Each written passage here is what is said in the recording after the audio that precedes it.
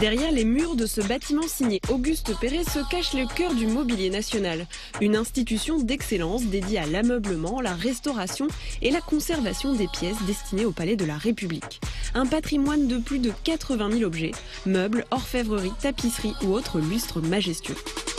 Le mobilier national est une institution historique qui remonte à la monarchie et qui est illustrée par l'extraordinaire raffinement de ses créations, de ses ateliers.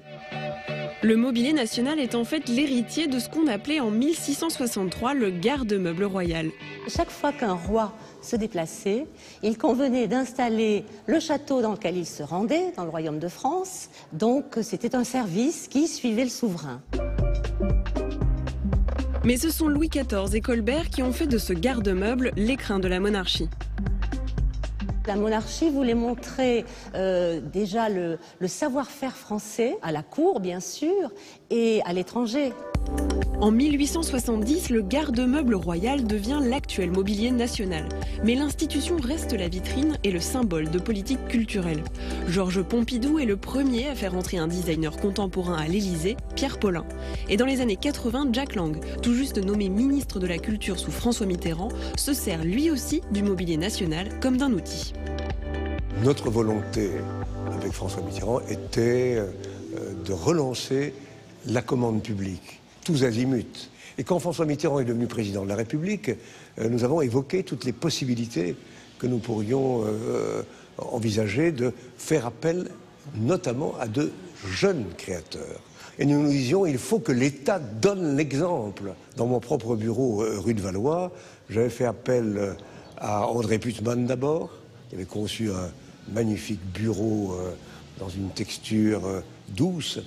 Et puis, un peu plus tard, à Sylvain Dubuisson, qui était d'une génération plus jeune. Faciliter la création contemporaine, c'était justement l'objectif d'André Malraux lorsqu'il a créé en 1964 l'ARC, l'atelier de recherche et de création. Un laboratoire qui fait partie lui aussi du mobilier national et au sein duquel Nathalie Crasset a pu imaginer dernièrement le bureau d'Aurélie Filippetti. C'est à la fois une institution d'excellence, mais c'est aussi avoir le temps de faire les choses. Et ça, c'est assez rare, en fait. C'est le premier signe qu'on voit, en fait, quand on arrive dans un ministère. Et en fait, c'est aussi, en quelque sorte, la concrétisation d'un système de pensée, la concrétisation de comment on habite son époque.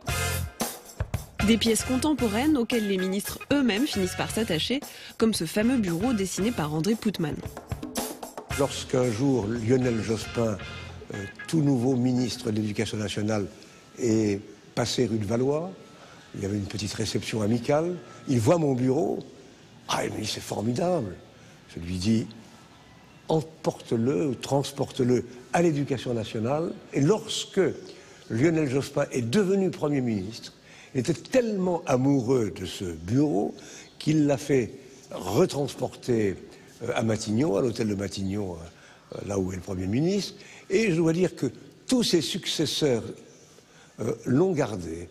Le seul qui a décidé de changer les choses, c'est l'actuel Premier ministre, Manuel Valls, qui a désiré, et c'est tout à fait légitime, retrouver les meubles anciens qui composaient le bureau de Léon Blum.